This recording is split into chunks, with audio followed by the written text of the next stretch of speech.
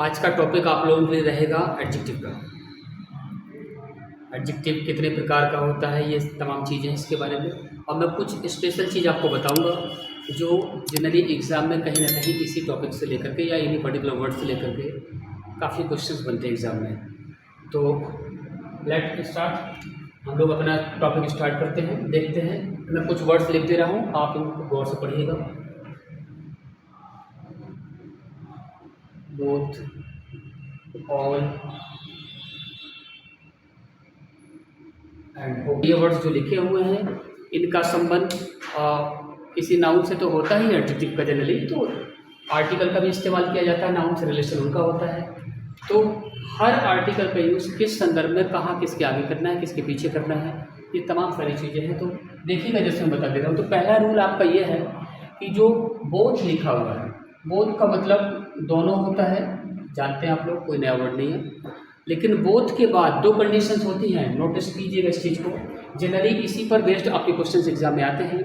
Like जैसे both के बाद आने वाला नाउन यदि अनकाउंटेबल है, सॉरी, बोथ के बाद आने वाला नाउन यदि कैसा है, काउंटेबल है, तो वो कैसा हो जाएगा, प्लूरल। ये दिमाग में रखना है आपको, बोथ शब्द की बात कर रहा हूँ मैं। तो बोथ के बाद आने वाला नाउन यदि काउंटेबल आता है, एक ही नाउन आता है, तो उसको हम कैसे लिखेंगे, प्लूरल फॉर्म में लिखेंगे। और उस नाउन के पहले क्या आता है, जनरली द आर्टिकल आता है। जैसे देखिएगा, जैसे मैं कह दूँ both the sisters, both the sisters are intelligent, ये लिखा हुआ है, both the sisters are intelligent. इसका मतलब बोथ के बाद आने वाला नाउन यदि कैसा है, काउंटेबल है, एक ही वर्ड आया है, मतलब एक सिंगल नाउन आया है, तो वो किस कंडीशन में होगा, आपका प्लूरल फॉर्म में। और इसके बाद आने वाली वर्ड भी कैसे हो जाएगी, इसी नाउन के अकॉर्डिंग आपकी आ जाएगी, कैसा हो जाएगा, प्लूरल हो जाएगा। एक ग्रामर के सेंटेंस के अकॉर्डिंग इंग्लिश का एक रूल होता है, ग्रामर के हिसाब से देखा जाए, if the subject of a sentence is singular, what should be singular. If the subject of a sentence is plural, it takes plural verb. तो आपका वही है, यदि किसी सेंटेंस का सब्जेक्ट सिंगुलर होता है तो सिंगुलर वर्ब आती है, और सेंटेंस का सब्जेक्ट यदि प्लूरल होता है तो वर्ब कैसे आती है, प्लूरल। अब यहाँ पर बोथ द सिस्टर्स, यहाँ पर ये आपका एडजेक्टिव है, और ये वर्ड क्या है, नाउन। ये नाउन है आपका, प्लूरल है, और बोथ के बाद काउंटेबल नाउन प्लूरल होता है, तो उसके पहले क्या लगता है, article the. Both the sisters are intelligent, clear. अब बोथ से रिलेटेड एक रूल आपका और भी कहता है कि बोथ के बाद बाय द वे एक नाउन नहीं आता है, एक नाउन नहीं आता है, तो दो आपके नाउन्स सिंगुलर होंगे या दो प्रोनाउन सिंगुलर होंगे, और किससे ऐड होते हैं, वो एंड से होते हैं। ये दिमाग में रखिएगा। अक्सर गलती एग्जाम में कैसे करते हैं, मैं थोड़ा सा अरेंज कर दूंगा, देखता हूँ। अब यहाँ पर देखिएगा,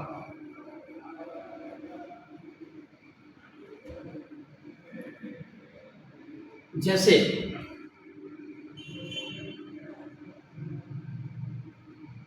Ram and Shyam are my students, ये लिखा हुआ है।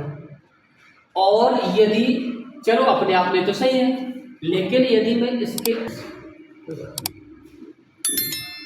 Both Ram and Shyam are my students ये लिखा हुआ है, तो बोथ के बाद राम एंड श्याम ये आ गया, तो कनेक्टर इसका कौन सा है, कंजंक्शन कौन सा है आपका, एंड। तो याद रखिएगा कि बोथ के बाद यदि कोई काउंटेबल प्लूरल नाउन नहीं आता है, जैसे वहां पर द सिस्टर्स लिखा हुआ था, तो आपके आने वाले दो नाउन सिंगुलर होंगे आपके, और या प्रोनाउन भी हो सकते हैं, सिंगुलर होंगे, और वो किससे जुड़ते हैं, आपके एंड से। और याद रखिएगा, जो एरर अक्सर एग्जाम में आती है, बोथ के बाद सिंगुलर नाउन जो आपके एंड से जोड़ने चाहिए, उसकी जगह कभी कभी अक्सर एग्जाम में क्या लिख देते हैं, वो एज वेल एज, जो कि एज वेल एज कैसा है, यहाँ पर लिखना गलत है। अर्थात बोथ के बाद यदि दो सिंगुलर नाउन आते हैं तो उनको कनेक्ट किससे करा जाएगा, कंजंक्शन एंड से, ना कि एज वेल एज। तो ये है आपका तरीका, एक इसको इसी तरीके से लिखना है आपका। और दूसरा तरीका एग्जाम, एक तरीका ये है कि एंड के स्थान पर इसको लिख दिया जाएगा, सो गलत है। दूसरा तरीका क्या है, यदि मैं इसको ऐसा लिख दूं, Ram and Shyam both are my students. यदि ऐसा भी लिखा हो, अमूमन हम लोग हिंदी में उल्टा बोलते हैं और इंग्लिश में उसके उल्टा ही लिखा जाता है, ऐसा एक रूल होता है। यदि मैं कह दूँ कि जैसे हिंदी में इसको बोलूँ तो राम और श्याम दोनों मेरे छात्र हैं, तो राम एंड श्याम जो लिखा है इसके बाद दोनों शब्द हिंदी में आ रहा है, तो दोनों शब्द जो बोथ है आपका, ये बोथ के बाद एंड आता है, ना कि बोथ के पहले एंड आता है। ऐसे एरर एग्जाम में आते हैं। तो देखिए जरा इसी सेंटेंस को यदि मैं एक नया चैप्टर के नाम से लूँ जो जनरली एग्जाम में आता है कि जब 2 बल्कि 3 या 4 सेंटेंस आपके लिखे आते हैं, कभी कभी 3 ही लिखे आते हैं, कभी 4 भी आ जाते हैं लिखे हुए, तो उन 4 सेंटेंस में से या 3 सेंटेंस में से ये पूछा जाता है कि ग्रामेटिकली एक सेंटेंस कौन सा करेक्ट है या इनकरेक्ट है। इसको सेंटेंस कॉम्प्लीशन एक चैप्टर का नाम दिया गया है और उसी में एसएससी से रिलेटेड आपके क्वेश्चंस बनते हैं। तो यहाँ पर यदि मैं कह दूँ, आप समझिएगा कि एक लिखा है sentence both Ram and Shyam are my students, एक ये लिखा हुआ है, और सेकंड आपका हो गया sentence Ram and Shyam both are my students, और तीसरा आपका सेंटेंस हो जाता कैसा कि both Ram as well as Shyam are my students, और चौथा लिखा होता है इनमें से कोई भी गलत नहीं है, या सब सही है या सब गलत है। इस तरीके से ऑप्शन होते हैं। तो कैसा हो जाता है, यहाँ पर यदि एंड की जगह ये लिखते हैं तो गलत है, और राम एंड श्याम के बाद बोथ आ रहा है तो भी गलत है। तो ये तरीका थोड़ा सा आपको फाइंड आउट करना है। गलती थोड़ी सी है, आपका अर्थ निकल रहा है शाब्दिक, लेकिन स्टाइल ऑफ राइटिंग कैसी है, ये गलत है। मुझे लगता है कन्फर्म हो गया होगा ये सारी चीज़ें, ठीक है। तो अब आप देखते हैं, अगली चीज़ भी देखते हैं। अब ऑल के बारे में आ जाते हैं। तो सीधा सा है, बोथ के बाद आने वाला नाउन यदि सिंगल है तो काउंटेबल तो होगा ही, प्लूरल होगा, और उसके पहले क्या लगाइएगा, द लगाइएगा। और यदि बोथ के बाद आने वाला नाउन काउंटेबल प्लूरल नहीं होता है तो 2 सिंगुलर नाउन्स होंगे या प्रोनाउंस होंगे, जो कि किससे कनेक्ट होंगे, एंड से, और इनके साथ आने वाली वर्ब हमेशा कैसी होती है, प्लूरल होती है। क्लियर है। अब ऑल की चर्चा करूँ मैं, तो ऑल आपका ऑल एडजेक्टिव के अलावा प्रोनाउन भी है। एडजेक्टिव तो होता ही है, प्रोनाउन भी है आपका, हालांकि बहुत भी प्रोनाउन था। तो यहाँ पर ऑल जो लिखा हुआ है, तो ऑल के बाद अब इसमें देखिएगा, जैसे मैंने कहा बोथ के बाद द आता है if noun is countable and plural. तो like this after all if noun is countable and plural before it the is used या दी इज यूज्ड। जैसे कह दिया जाए all the students, all the students are very smart या very intelligent, ये लिखा हुआ है ऑल द स्टूडेंट्स। तो ऑल के बाद, ऑल शब्द के बाद आने वाला नाउन यदि काउंटेबल प्लूरल है तो उस नाउन के पहले क्या लग जाएगा, आर्टिकल, डेफिनेट आर्टिकल अर्थात दी लग जाएगा। ये याद रखिएगा, all the students are very intelligent. और ऑल के बाद ये, और यदि काउंटेबल नाउन नहीं होता है तो ऑल शब्द के बाद यदि नाउन कैसा है, अनकाउंटेबल है, आदि जिसको गिना नहीं जा सकता, विशेष मटेरियल नाउन कह लीजिए। यदि ऑल शब्द के बाद आने वाला नाउन काउंटेबल है तो वह प्लूरल होगा, और उसके पहले आर्टिकल द आएगा, और आने वाली वर्ब कैसी हो जाएगी, प्लूरल। पहला रूल ये हो गया, कंफर्म हो गया होगा। और यदि ऑल शब्द के बाद आने वाला नाउन अनकाउंटेबल है, अर्थात जिसको गिना नहीं जा सकता, यदि ऐसा आता है तो उस अनकाउंटेबल नाउन के पहले कोई भी आर्टिकल नहीं आता, ना तो इंडेफिनिट आता है और ना ही द आता है। देखिएगा एग्जाम्पल में लिखते रहूँ। तो ये थोड़ी सी छोटी छोटी चीज़ें हैं और यही एग्जाम में स्ट्राइक करती हैं, और हम लोग छोटी चीज़ों को अवॉइड करते हैं। मेरा ये मानना है कि गलतियों को, छोटी छोटी चीज़ों को अवॉइड ना करिए। गलतियाँ हैं जो आपकी, वही आपकी ब्लेंडर का एक रूप बन जाता है, उसको थोड़ा सा नोटिस कीजिएगा आप लोग, ठीक है। जैसे मैं कह दूँ ऑल शुगर इज स्पेंट या ऑल मनी इज स्पेंट, ये लिखा हुआ है। अब शुगर लिखा हुआ है यहाँ पर, तो आपने कहा कि all sugar is spent, all शब्द के बाद ये शुगर वर्ड आया, ये कैसा है आपका, अनकाउंटेबल नाउन है आपका। शुगर या चीनी को आप गिन नहीं सकते हो। और एरर आपकी क्या आएगी, यदि यहाँ पर आपने आर्टिकल द लगा रखा या ए लगा रखा, ये दोनों कंडीशन में कैसा है, अनकाउंटेबल नाउन के पहले ए एन तो कभी आती नहीं जनरली, और आर्टिकल द आ सकता था, लेकिन यहाँ पर ऑल के बाद सिंपल सा तरीका है, अनकाउंटेबल नाउन आया है, इसलिए इसके पहले नो आर्टिकल। तो क्वेश्चन ये बनता है कि ऑल के बाद आने वाला नाउन यदि काउंटेबल है तो वह प्लूरल होगा और वर्ब भी प्लूरल होगी। और यदि ऑल शब्द के बाद आने वाला नाउन अनकाउंटेबल है तो वह सिंगुलर होगा और उसके पहले कोई आर्टिकल नहीं आएगा और वर्ब भी उसी नाउन के अकॉर्डिंग कैसे हो जाएगी, सिंगुलर। क्लियर। तो इसी तरीके से ये सारी चीज़ें, तो यहाँ मैंने ये एडजेक्टिव का इस्तेमाल किया है, इनके बाद नाउन भी आ रहा है और किस कंडीशन में आपका आर्टिकल इनके साथ प्लेसमेंट होता है या नहीं होता। ठीक है। नेक्स्ट है आपका होल। होल मीन्स होता है समूचा। समूचा कह सकते हो या संपूर्ण कह सकते हो, सारा भी कह सकते हो कि सारा, है ना, अर्थात पूरा। और यदि इस कंडीशन में आपका, तो याद रखिएगा, और यदि मैं कह दूं सभी की बात कर लूं तो ऑल मीन सभी होता है, सब कुछ होता है, लेकिन होल का मतलब समूचा या संपूर्ण या सारा, इसके ये तो होल शब्द के पहले ही हमेशा द आता है। इसके पहले क्या आएगा, आर्टिकल द आएगा और इन शब्दों के बाद द आता है। बस ये दिमाग में रखना है। जैसे मैं कह दूं सारा देश करप्शन से पीड़ित है या सारा देश सूखे से पीड़ित है, कुछ भी कह लीजिए, तो हो जाएगा the whole country. The whole country is suffering from drought, ये लिखा हुआ है, सूखे से पीड़ित है। तो मेरे कहने का मतलब है कि यदि ये चीज़ें आ रही हैं तो यहाँ पर होल के पहले क्या आ जाएगा, आर्टिकल द आ जाएगा। और एरर आपकी कैसी आती है, होल द कंट्री, है तो होल के बाद द नहीं लगाना, बल्कि होल के पहले द आता है और बोथ या ऑल के बाद आर्टिकल द आता है। बस ये मेजर डिफरेंस है आपका, तो ध्यान दीजिएगा इन सारी चीज़ों के लिए। क्लियर है, ये वर्ड्स क्लियर हो गए थे। तो बस इन्हीं तरीके से आपके छोटे छोटे जो कुछ ऐसे रूल्स से बहुत ज़्यादा लेंथी है नहीं, लेकिन कभी कभी होता क्या है कि छोटी सी चीज़ कैसी हो जाती है, कठिनाई पैदा करती है, उनको ध्यान दीजिएगा। और अक्सर इन्हीं से रिलेटेड ढेर सारे एरर आते हैं। मैं एक रूल और बता दे रहा हूँ। जैसे आपने लिंकिंग वर्ब के बारे में सुना होगा। लिंकिंग वर्ब है, हालांकि आप सोच रहे होंगे कि वर्ब की चर्चा कर रहे हैं, हालांकि इनका संबंध एडजेक्टिव से ही है। लिंकिंग वर्ब का मतलब जोड़ने वाली, लिंक करने वाली जो क्रियाएं हैं। जैसे एडवर्ब के बारे में पढ़ा है आपने कि एडवर्ब क्या, कौन सा वर्ड होता है, एडवर्ब वह वर्ड होता है जो किसी वर्ब को मॉडिफाई करता है, किसी एडजेक्टिव को मॉडिफाई करता है, किसी दूसरे एडवर्ब को मॉडिफाई करता है ना। तो ये तमाम ऐसी चीज़ें हैं। प्रपोजिशन की भी क्वालिटी बताता है, कंजंक्शन को भी क्वालिफाई करता है, यहाँ तक कि सेंटेंस तक को क्वालिफाई या मॉडिफाई करता है।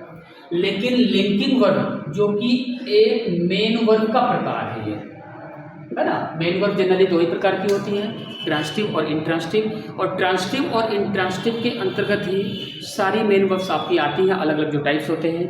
लेकिन अमूमन जनरली दो ही प्रकार की वर्ब्स मानिएगा यदि मेन वर्ब की बात होती है, और वर्ब की बात होती है तो हेल्पिंग और मेन होते हैं, उसको दो तरीके से होता है।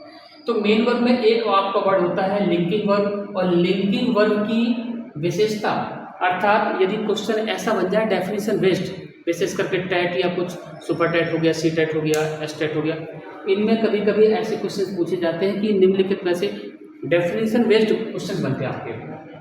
जैसे कह दिया जाए कि चूँकि अमूमन हमारे दिमाग में रहता कि क्रिया की विशेषता बताता है एडवर्ब, इसलिए उसका नाम पड़ा हुआ क्रिया विशेषण। हालांकि ये गलत परिभाषा नहीं है, लेकिन ये इनकम्प्लीट है, अधूरी परिभाषा है, वो इंटरमीडिएट तक जनरली हम लोग चर्चा करते हैं। तो जो मेन वर्ब है आपकी, उसको क्वालिफाई एडवर्ब जनरली करता है, लेकिन लिंकिंग वर्ब की विशेषता एडजेक्टिव बताता है, ना कि एडवर्ब। तो ये दिमाग में रखेगा। अर्थात जब भी लिंकिंग वर्ब लिखी जाए उनके बाद एडजेक्टिव आएगा, ना कि एडवर्ब। हाँ, एडवर्ब तभी आ सकता है जब उसके साथ एडजेक्टिव लिखा हुआ है, लेकिन after this type of main verbs single adverb should not be used. If there is an adjective with it, adverb may be used. इस तरीके से आप दिमाग में रखिएगा। तो जैसे वो वर्ब और कौन सी है मैं लिख दे रहा हूँ, तो लिंकिंग वर्ब से रिलेटेड याद रखिएगा। इससे भी अमूमन गलतियाँ हम लोग करते हैं, तो स्टूडेंट्स थोड़ा सा बचिएगा इन चीज़ों से। जैसे कह दिया जाए, जैसे आपका गेट हो गया, फील हो गया, बी हो गया, बिकम, गेट हो गया, feel, be, become, seem, appear, look,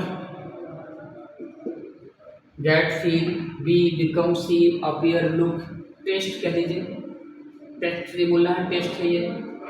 test के अलावा आपका स्मेल भी हो जाएगा। साउंड मीन्स ध्वनि करना होता है। तो ये तमाम ऐसे वर्ड्स हैं, इन सारी वर्ब को आप क्या बोलते हो, अपीयर लिखा हुआ है, थोड़ा सा समझिएगा। तो ये लिंकिंग वर्ब्स कहलाते हैं। और इसकी खासियत क्या है कि लिंकिंग वर्ब्स की विशेषता कौन बताता है, अर्थात linking verbs are modified by an adjective not by an adverb. तो एक क्वेश्चन यही है कि कौन सी ऐसी मेन वर्ब का जो प्रकार है जिसकी विशेषता बताने का काम एडजेक्टिव करता है, ना कि एडवर्ब। ये आपके लिए स्पेशल चीज़ है, तो ध्यान दीजिएगा।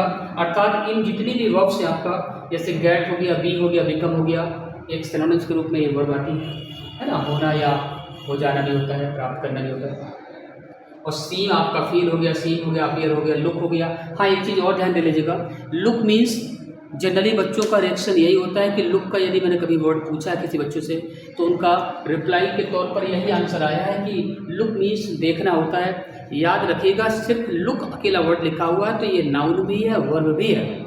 लुक जैसे बोलते हैं, लुक्स उसके फीचर्स, चेहरे के हाव भाव जो एक्सप्रेशंस होते हैं, उसको भी लुक कहा जाता है, बट वो नाउन के रूप में होता है।